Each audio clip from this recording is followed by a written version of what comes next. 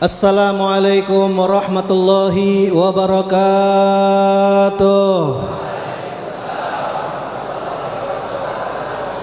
Alhamdulillahilladzi waqafa wassalatu wassalamu ala nabiyyil mustafa wa ala alihi wa sahbihi ahli sidqi wal wafa, amma ba'd.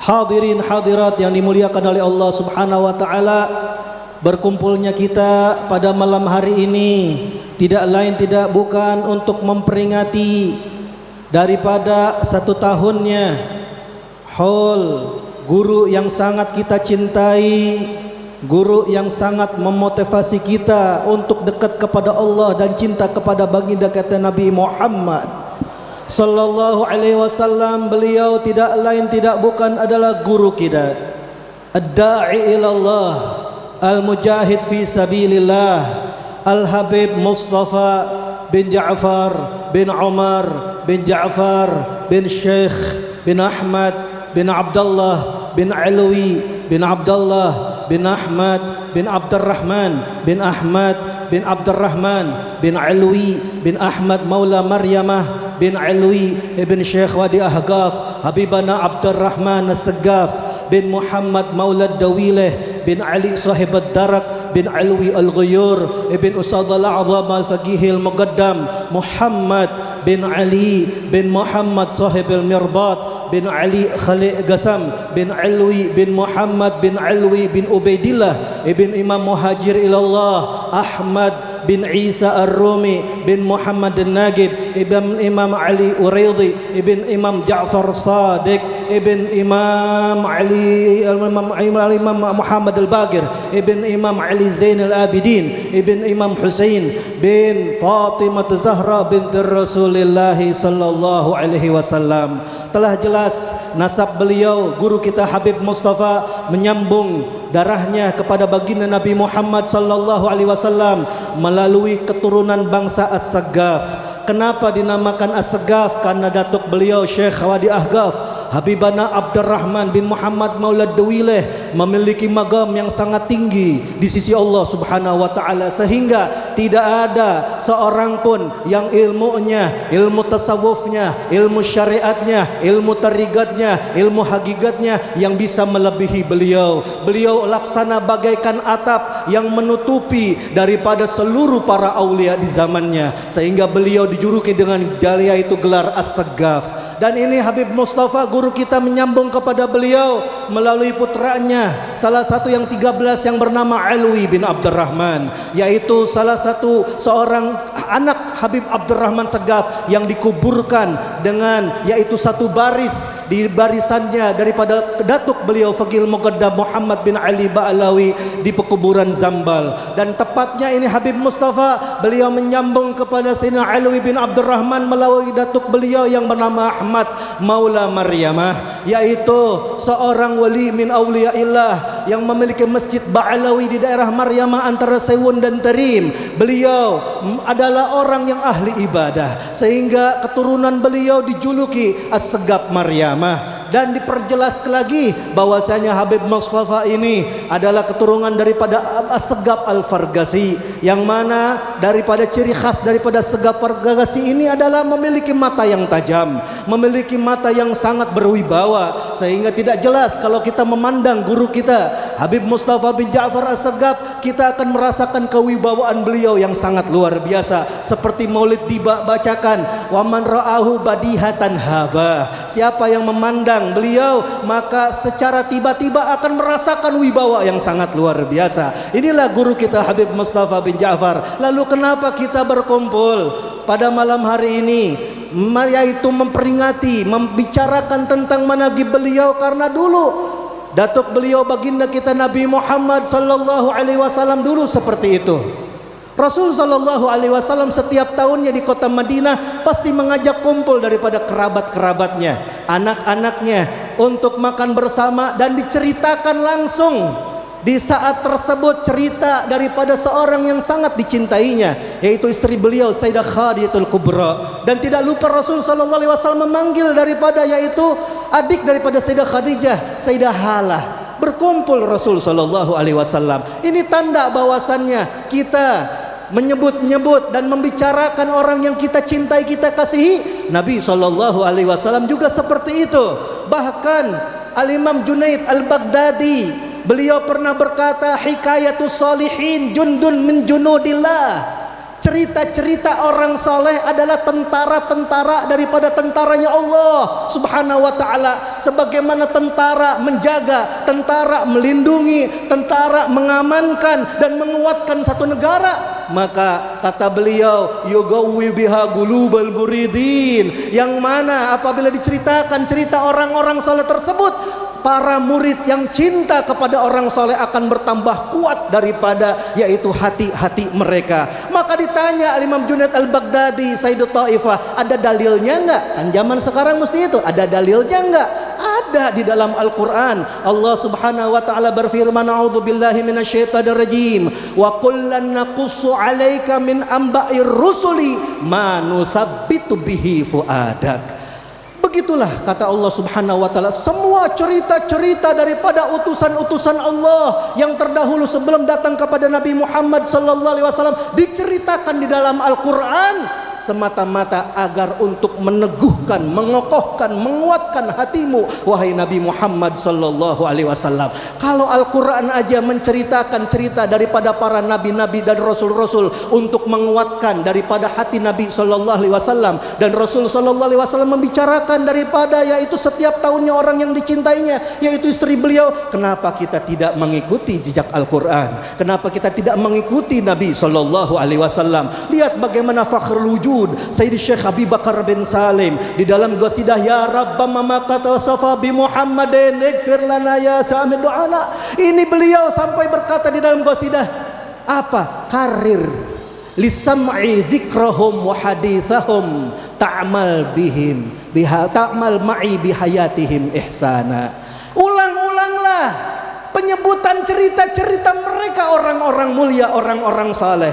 Ulang-ulanglah untuk pendengaranku, kata Syekh Abu Bakar bin Salim, cerita-cerita mereka, ucapan-ucapan orang-orang saleh yang mana apabila kita mendengarkannya, kata beliau, ta'mal ma'i bihayatihim ihsana.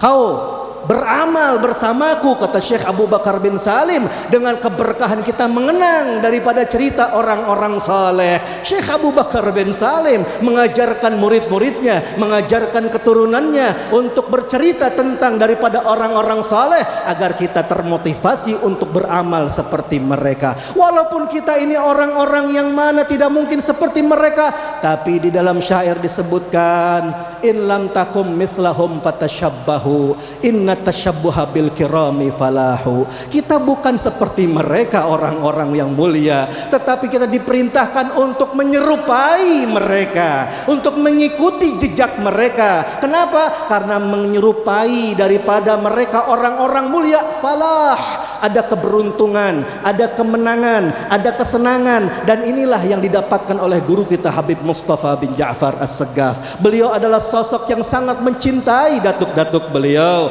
Beliau adalah sosok yang sangat mengikuti datuk-datuk beliau, yang mana ini beliau Habib Mustafa, subhanallah hadirin, guru kita adakan daripada managibnya pada saat ini, tanggal 25 Rajab. Kenapa? Dikarenakan ternyata lahirnya beliau Habib Mustafa guru kita tepat tanggal 25 Rajab tahun 1404 Hijriah. Kalau Masehinya yaitu tanggal 27 April tahun 1984 pada hari Jumat.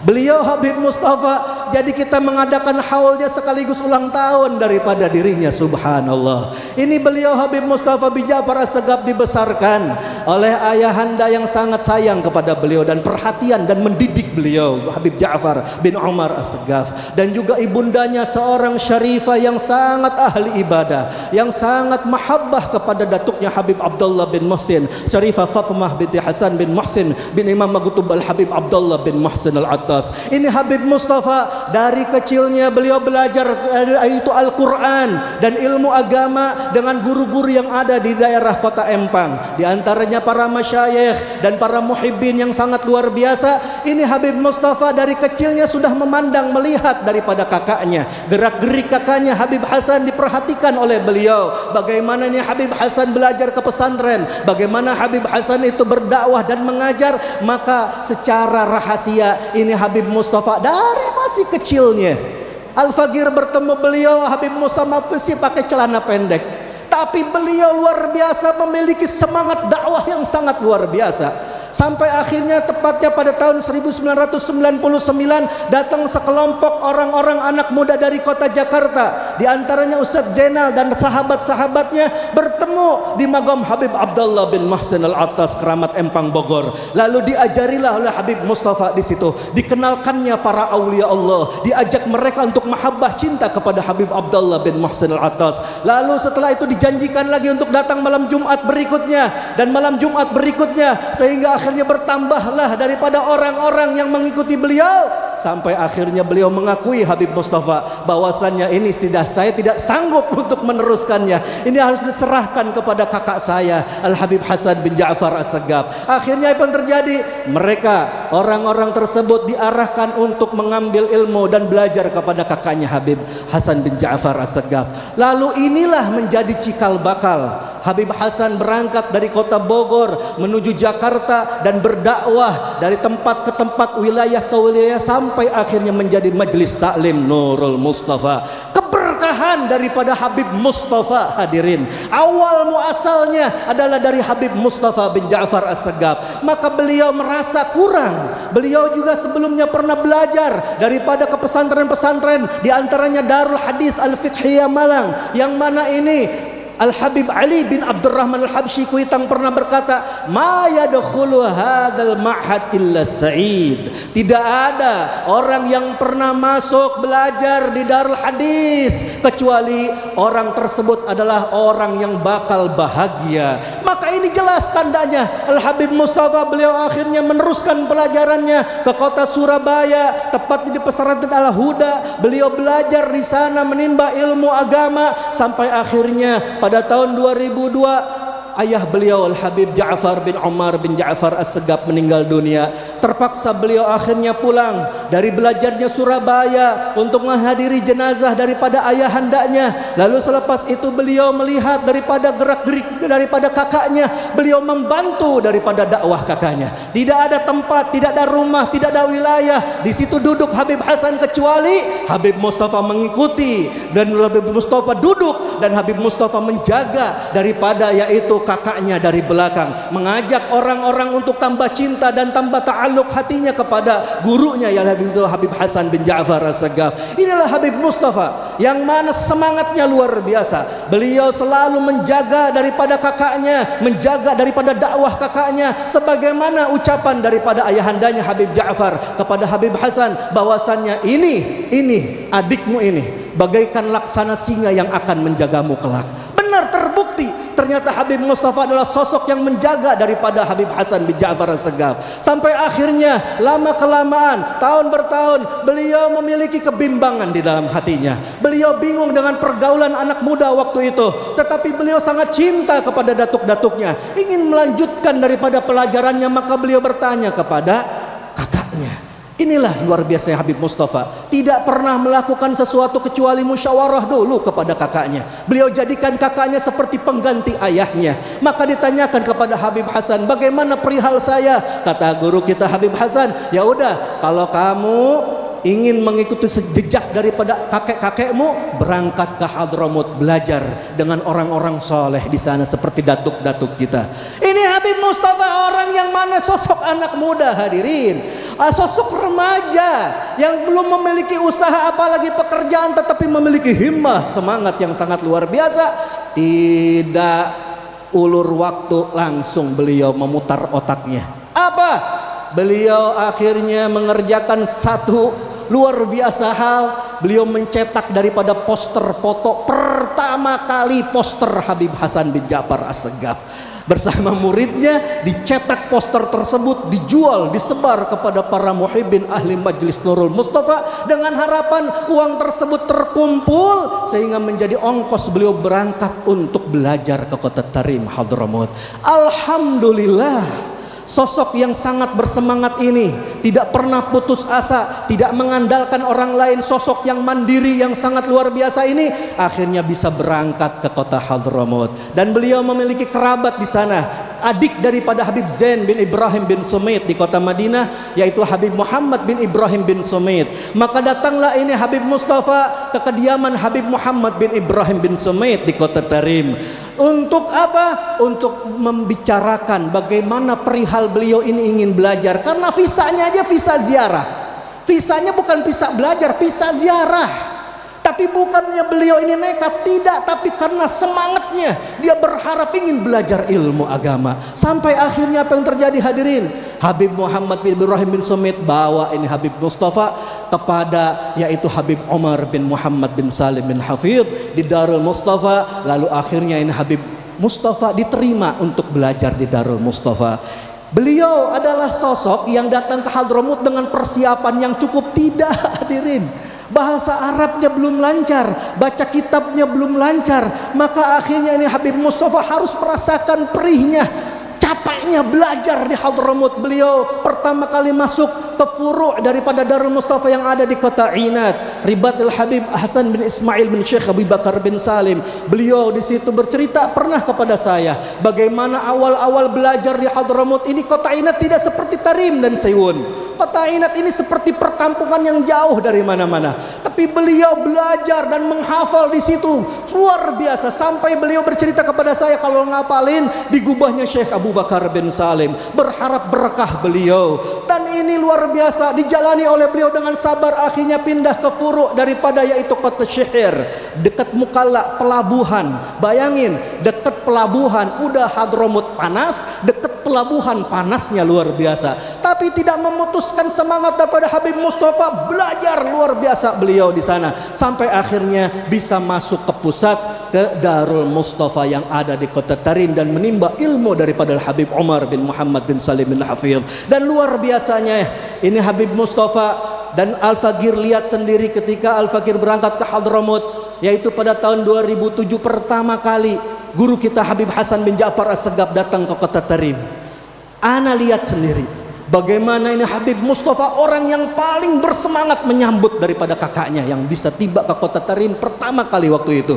Disambutnya ini Habib Hasan, dari mulai bandara sampai disewain rumah syugah di dekat daripada Darul Mustafa, sampai disewain itu yang namanya mobil, diantar ziarah kemana-mana. Ini Habib Mustafa mengajarkan kepada saya, beginilah cara kita ini berkhidmah kepada guru yang datang dari Indonesia ke Hadramut.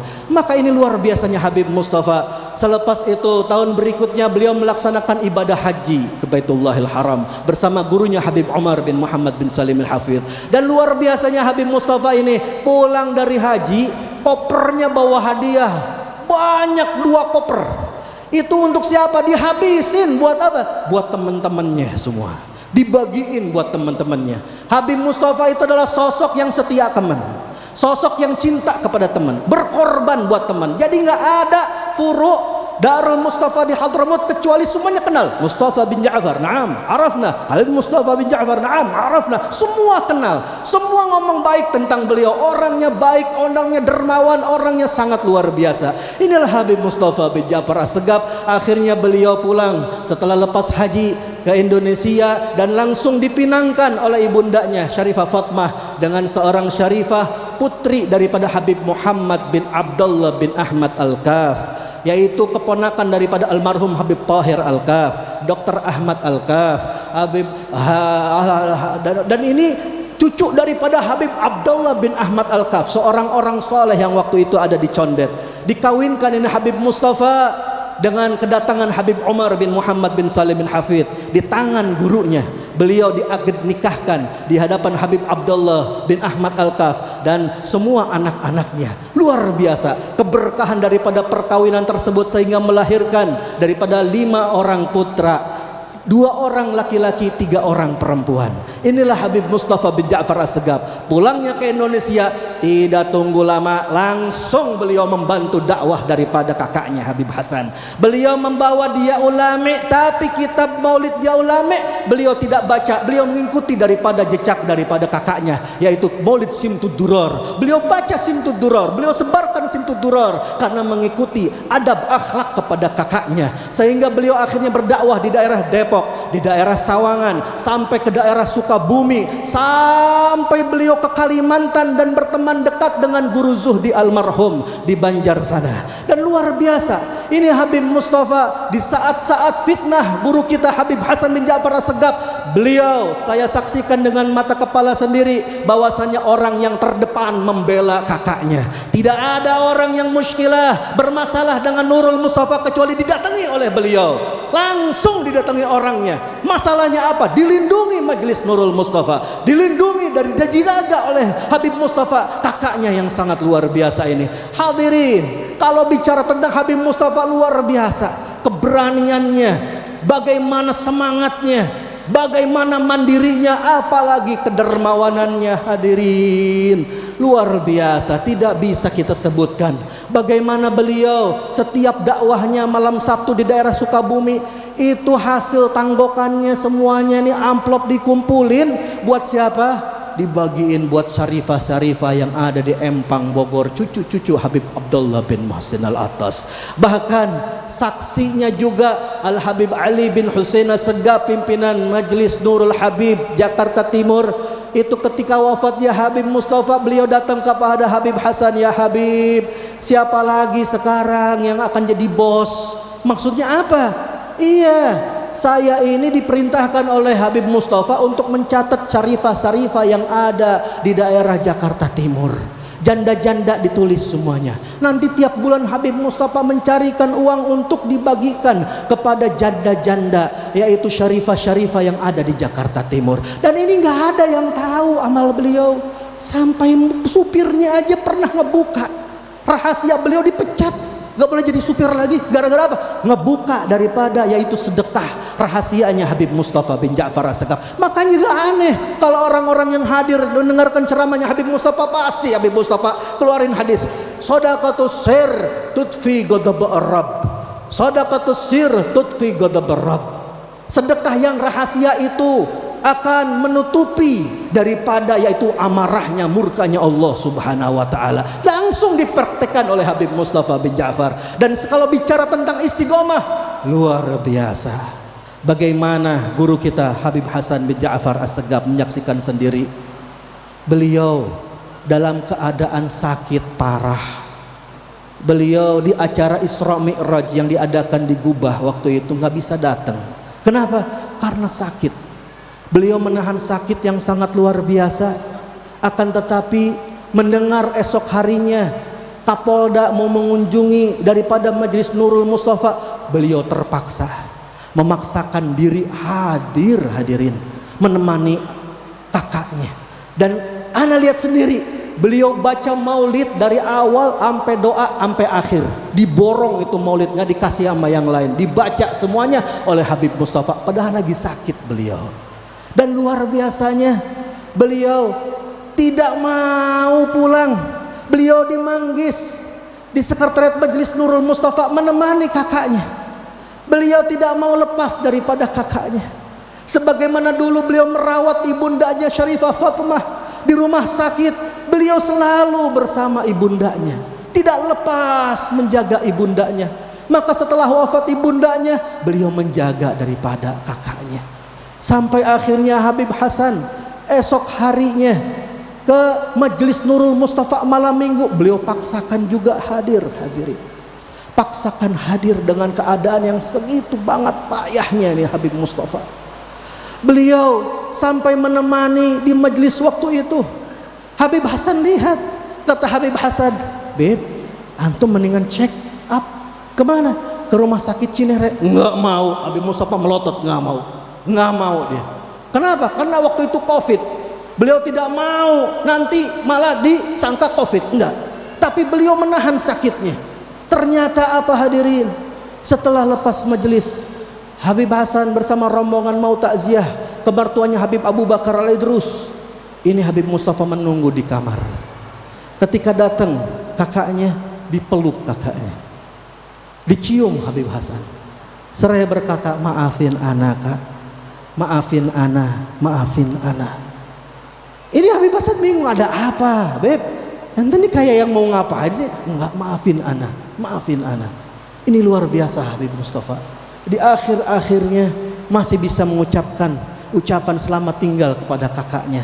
Sampai akhirnya beliau memiliki janji kepada Haji Haris Tahir, pemilik Masjid Biru Ciawi Bogor, bahwasanya hidup ana dan mati ana akan ada di Masjid Biru. Akhirnya beliau pulang ke kediamannya di Masjid Biru dan beliau berjanji dan kepada murid-muridnya agar nanti kalau masuk bulan Sya'ban kita baca maulid.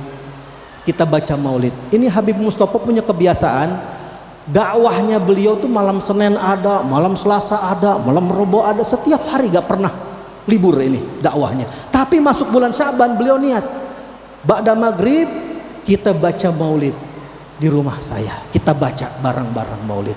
Beliau dalam keadaan sakit yang sangat luar biasa masih ingin membaca salawat kepada baginda Nabi Muhammad sallallahu alaihi wasallam. Sampai akhirnya pertengahan maulid, pas mahalul qiyam, beliau tidak sadarkan diri, disadarkan oleh murid-muridnya dan istrinya tidak sadar, lalu dibawa ke rumah sakit Ciawi. Ternyata ketika dicek nyawa beliau sudah tidak ada. Dicek ternyata sakitnya adalah penyakit asam lambung yang naik ke jantung beliau. Ini tidak lain tidak bukan bahwasanya Habib Mustafa bin Ja'far As-Segaf, yamutul maru ala ma asya alaih. Seseorang akan meninggal tergantung kebiasaannya. Kebiasaannya selalu basah dengan solawat kepada Nabi Muhammad sallallahu alaihi wasallam, sehingga diwafatkan di malam pertama, yaitu tanggal 1 Sya'ban. Beliau meninggal dunia karena itu adalah bulan solawat kepada baginda Nabi Muhammad sallallahu alaihi wasallam. Akhirnya jenazah beliau dibawa ke Masjid Nurul Mustafa dan dikuburkan pada esok harinya, hari Ahad. Ini Habib Hasan bin Ja'far As-Segaf bersama Al-Fakir dari Jakarta datang ke tempat ini. Di perjalanan dari mulai lapangan itu orang berbondong-bondong berjalan kaki menghadiri jenazahnya Habib Mustafa bin Ja'far As-Segaf. Dari mobil Habib Hasan sudah menangis. Kenapa? Karena kata beliau, saya ingat perkataan Ustadzul Imam Al-Hafidh Al-Musid Al-Qutub Al-Habib Abdullah bin Abdul Qadir bin Ahmad Balfaqih, bahwasannya apabila kau melihat seorang cucu Rasul sallallahu alaihi wasallam yang meninggal dunia, yang hadir waktu itu berbondong-bondong sampai orang berjalan kaki untuk bisa takziah dan mensolati, maka saksikanlah wahai muridku, orang tersebut adalah wali min auliyaillah, kekasihnya Allah subhanahu wa ta'ala. Maka benar hadirin, ketika datang ini Habib Hasan membuka daripada jenazahnya Habib Mustafa bin Ja'far, ketika dibuka ini wajahnya beliau persis seperti dipoto di makam sana. Senyum ini Habib Mustafa bin Ja'far. Ini Habib Hasan mencium daripada jidatnya dan berkata, ya akhi, sampaikan salam kepada ibunda kita, sampaikan salam kepada ayah kita, sampaikan salam kepada kakek kita, sampaikan salam kepada Habib Abdullah bin Musain, kepada Rasulullah. Dicium. Luar biasanya Al-Fakir ngelihat sendiri itu ketika dicium keningnya oleh guru kita Habib Hasan bin Ja'far As-Segaf mengalir daripada tetesan air mata Habib Mustafa bin Ja'far As-Segaf yang begitu banyak. Sampai ana bingung, ini udah meninggal apa masih hidup ini Habib Mustafa? Ini tanda bahwasannya beliau adalah orang yang mati syahid, yang mati di jalan Allah subhanahu wa ta'ala. Wala tahsabanna alladhina qutilu fi sabilillahi amwata bal ahya inda rabbihim yurzakun. Akhirnya beliau disalatkan oleh mertua beliau Habib Muhammad bin Abdullah Al-Kaf, dan satu persatu orang mengucap takziah dan ceramah di situ. Lalu dikuburkanlah ini Habib Mustafa bin Ja'far As-Segaf, diliput oleh media, daripada yaitu media massa, media cetak, media online sampai televisi, berkumpul ribuan orang waktu itu, yang mana waktu itu di zaman Covid tidak bergerak sedikit pun orang-orang mengantarkan jenazahnya Habib Mustafa bin Ja'far As-Segaf. Ini tanda bahwasannya guru kita Habib Mustafa bin Ja'far As-Segaf adalah orang pilihan di sisi Allah Subhanahu wa taala. Bagaimana tandanya? Beliau dikuburkan di bawah telapak kaki ibundanya, yang mana kata Nabi sallallahu alaihi wasallam, al jannatu tahta aqdamal ummahat. Surga itu ada di bawah telapak kaki ibu, dan beliau dikuburkan di bawah telapak kaki ibundanya, tanda bahwasannya beliau adalah ahli surga. Maka kita minta kepada Allah Subhanahu wa taala dengan manakib yang ringkas ini, kita minta kepada Allah Subhanahu wa taala agar kita semua termasuk orang-orang yang cinta kepada beliau. Dituliskan orang-orang yang cinta kepada datuk-datuk beliau, sebagaimana beliau orang yang mujahid fisabilillah, orang yang mati syahid dikarenakan penyakit daripada perutnya yang disebutkan Nabi sallallahu alaihi wasallam, al-mabtun syahid, orang yang sakit perut meninggal dunia itu adalah orang yang mati syahid fil akhirah. Maka kita minta kepada Allah Subhanahu wa taala keberkahan daripada bulan Rajab, sebagaimana guru kita Habib Mustafa bin Ja'far As-Segaf ini meninggal dalam keadaan cinta kepada Rasul sallallahu alaihi wasallam. Semoga kita semua diampuni dosa-dosa kita oleh Allah Subhanahu wa taala, diangkat derajat beliau di sisi Rasul sallallahu alaihi wasallam, dijadikan kita para pecintanya sebagai saksi bahwasanya beliau adalah orang yang berjuang di jalan Allah Subhanahu wa taala. Rabbi fanfa'na bi barakatihim wahdinal husna bi hurmatihim wa amitna fi tariqatihim wal mu'afatin minal fitani wal afu minkum. Wassalamualaikum warahmatullahi wabarakatuh.